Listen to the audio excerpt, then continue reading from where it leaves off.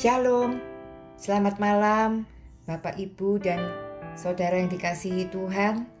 Malam ini mari kita bersama-sama belajar merenungkan firman Tuhan, merenungkan kebaikan dan kasih Tuhan yang terjadi di dalam setiap hidup kita.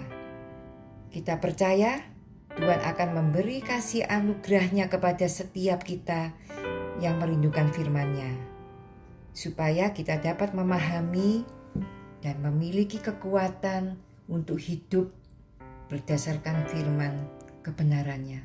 Amin. Mari sebelum kita masuk di dalam firman Tuhan, kita berdoa.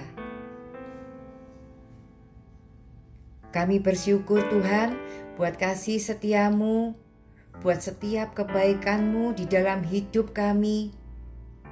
Malam ini kami akan merenungkan firman-Mu. Kiranya tuntun setiap kami dan Kau beri hikmat buat setiap kami untuk kami boleh mendapatkan kebenaran firman-Mu dan kami boleh mengerti akan rencana-Mu di dalam setiap hidup kami. Terpujilah nama-Mu Tuhan. Di dalam nama Tuhan Yesus kami berdoa dan mengucap syukur. Amin. Renungan malam ini berjudul Uji Iman. Mari kita buka bersama-sama Alkitab kita dan kita baca di dalam Matius 8 ayat 23 sampai 27. Demikianlah firman Tuhan. Angin ribut diredakan. Lalu Yesus naik ke dalam perahu dan murid-muridnya pun mengikutinya. Sekonyong-konyong mengamuklah angin ribut di danau itu, sehingga perahu itu ditimbus gelombang, tetapi Yesus tidur. Maka datanglah murid-muridnya membangunkan dia, katanya, "Tuhan, tolonglah, kita binasa." Ia berkata kepada mereka, "Mengapa kamu takut, kamu yang kurang percaya?" Lalu bangunlah Yesus menghardik angin dan danau itu, maka danau itu menjadi teduh sekali.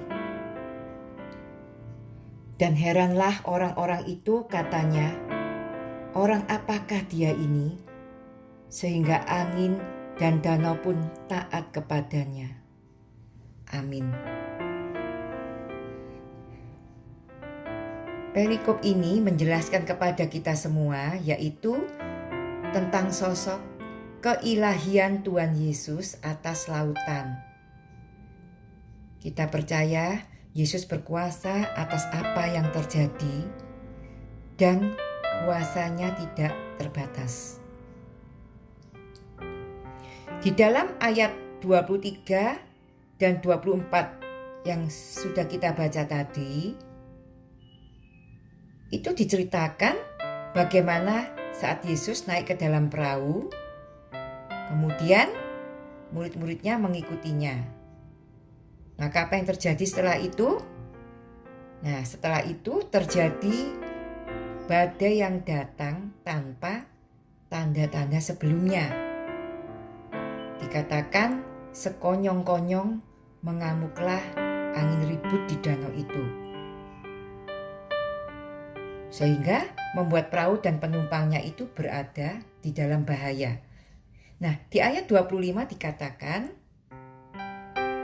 maka datanglah murid-muridnya membangunkan dia.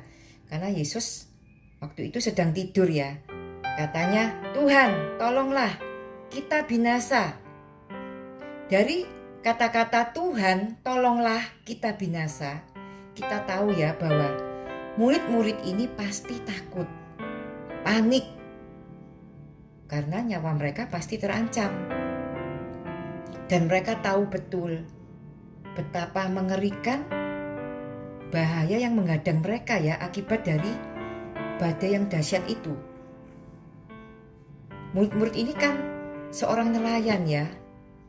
Jadi pasti mereka bisa membayangkan apa yang akan terjadi nanti. Nah, di dalam ketakutannya, pasti mereka melakukan berbagai upaya. Untuk apa? Ya untuk menyelamatkan diri. Saya ingat waktu saya berusia 8 atau 9 tahun, dan waktu itu saya mau menjemput sepupu saya yang sedang les renang. Nah, itu sekitar jam 8 malam ya, saya mau menjemput dengan pembantu sepupu saya naik becak. Nah, ketika di tengah perjalanan, tiba-tiba ada 2 orang laki-laki yang naik motor, itu memperhentikan becak ini. Nah, di situ saya melihat 2 orang ini membawa pisau. Nah, tanpa pikir panjang, saya langsung lari. Saya turun dari becak, lari sekencang-kencangnya. Karena saya panik, saya takut. Tapi puji Tuhan, Tuhan tetap melindungi saya. Ya, memang rasa takut ini bisa membuat orang tuh panik ya. Sehingga apa? Kita tidak bisa berpikir yang sehat. Itu kalau tadi misalnya ada kendaraan yang lewat, apa yang terjadi dengan saya? Gitu ya.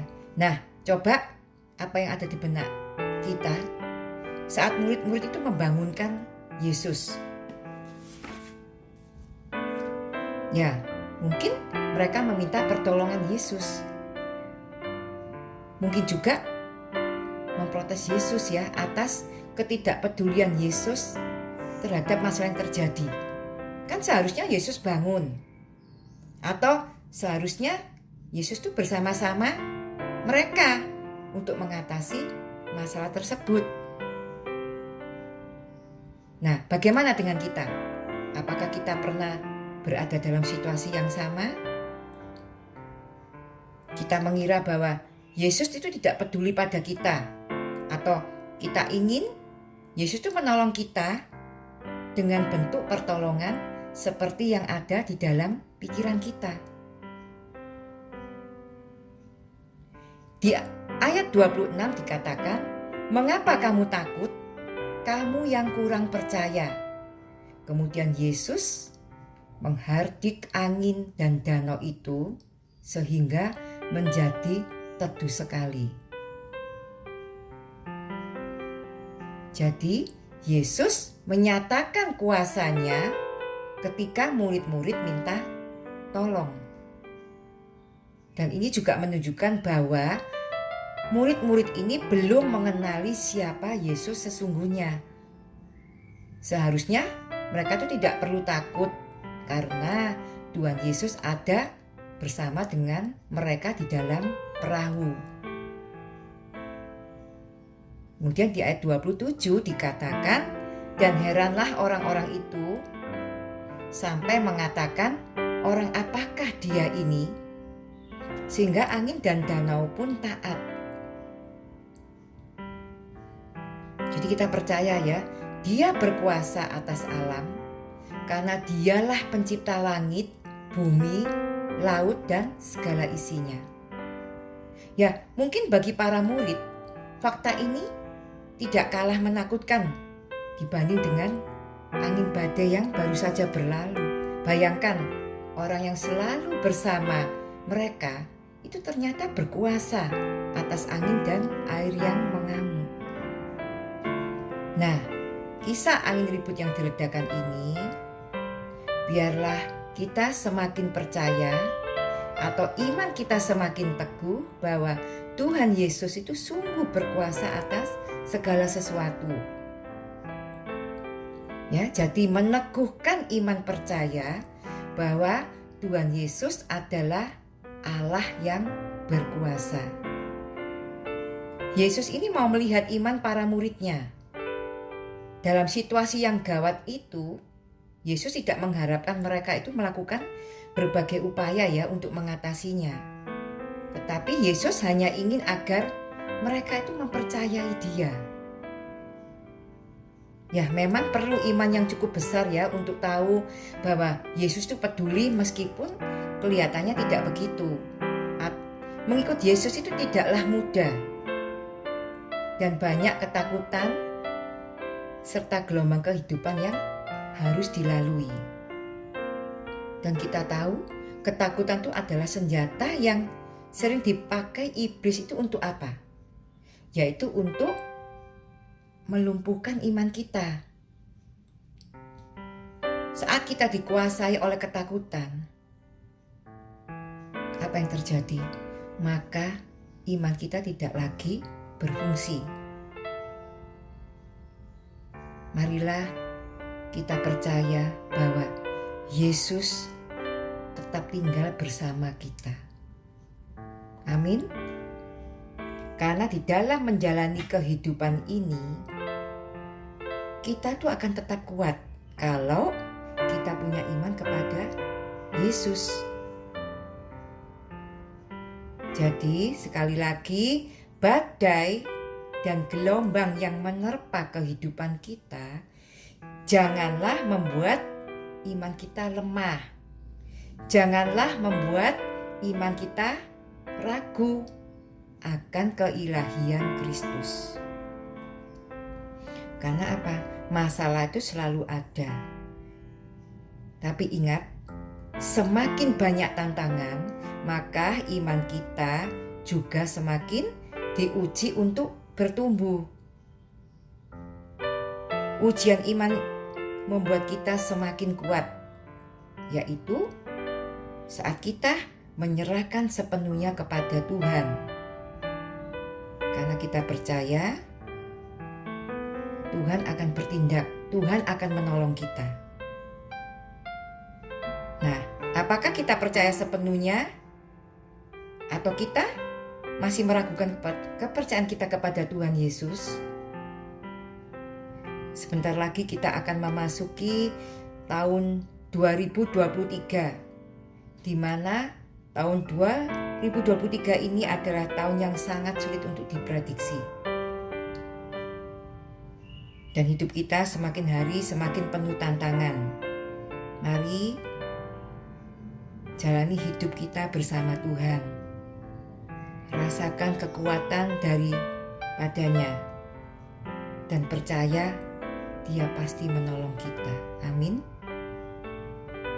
Mari kita baca ayat penutup di dalam Yesaya pasal 41 ayat 10. Demikianlah firman Tuhan, janganlah takut, sebab aku menyertai engkau. Janganlah bimbang, sebab aku ini Allahmu. Aku akan meneguhkan, bahkan akan menolong engkau. Aku akan memegang engkau dengan tangan kananku yang membawa kemenangan. Amin. Tuhan Yesus memberkati.